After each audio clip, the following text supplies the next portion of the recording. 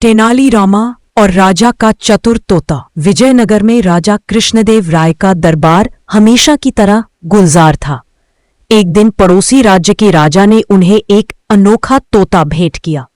यह तोता साधारण नहीं था।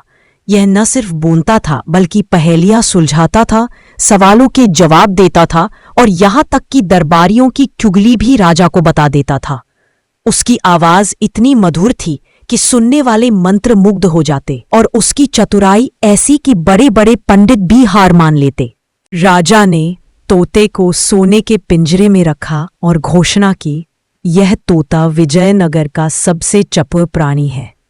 जो कोई इसे सवालों में हरा देगा उसे एक सोने का सिक्का और मेरी विशेष प्रशंसा मिलेगी। लेकिन जो हारा उसे 1 महीने तक दरबार में गधे की सवारी करनी होगी। दरबारी घबरा गए। गधे की सवारी? यह तो बेइज्जती की बात थी।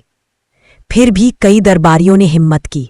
पहला दरबारी पंडित राघव, जो अपनी विद्वता पर बहुत घमंड करता था, आगे आया। उसने पूछा, तोता बताओ, आकाश में कितने तारे हैं?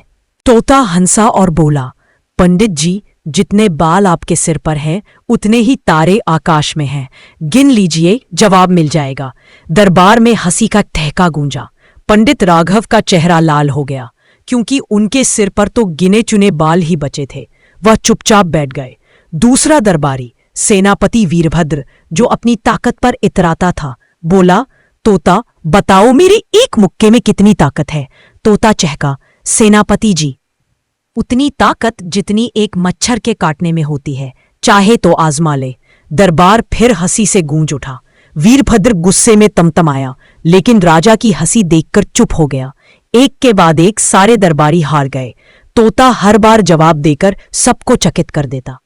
आखिरकार दरबारियों ने तेनालीरामा की ओर देखा। तेनालीरामा, जो उस दिन चुपचाप कोने में बैठकर मूंगफली खा रहे थे, ने कहा, महाराज, ये तोता तो बड़ा चालाक है, लेकिन तेनाली की चतुराई से बड़ा कोई नहीं। मैं इसे हरा दूंगा। राजा ने हंसते हुए कहा, तेनाली, अगर तुम हारे तो गधे की सवारी पक्की। तेनालीरामा ने मुस्कुराकर कहा, महाराज, गधा तो तैयार रखिए, लेकिन सवारी तोते को करनी पड़ेगी। अगले दिन तेनालीरामा दरबार में आए। उनके हाथ में एक छोटा सा डिब्बा था और चेहरे पर शरारती मुस्कान। उन्होंने तोते की ओर देखा और कहा, तोता जी, मेरे दाएं हाथ में ये डिब्बा है, बताओ इसमें क्या है? तोता थोड़ा सोच में पड़ गया। उसने चारों ओर देखा और बोला, तेनाली जी, उस डिब्बे में एक सोने का सिक्का है। तेनालीरामा ने डिब्बा खोला। अंदर कुछ भी नहीं था। दरबार में सन्नाटा छा गया। तेनालीरामा ने हंसते हुए कहा, तोता जी, तुम हार गए, यह डिब्बा खाली है।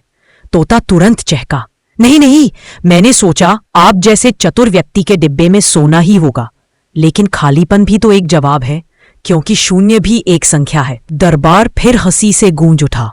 राजा ने कहा, तेनाली, तोता फिर जीत गया। लेकिन तेनालीरामा ने कहा, महाराज रुकिए, मेरे पास एक और सवाल है। इस बार तेनालीरामा ने अपना जूता उतारा और बोले, तोता, मेरे बाएं जूते में क्या है?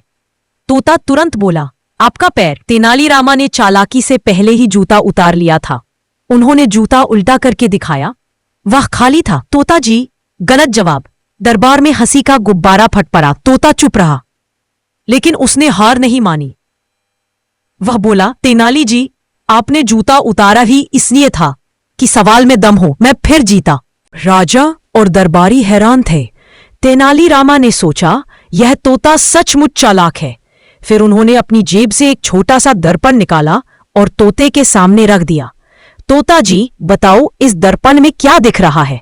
तोता ने दर्पण में अपनी परछाई देखी और बोला, मैं दिख रहा हूं।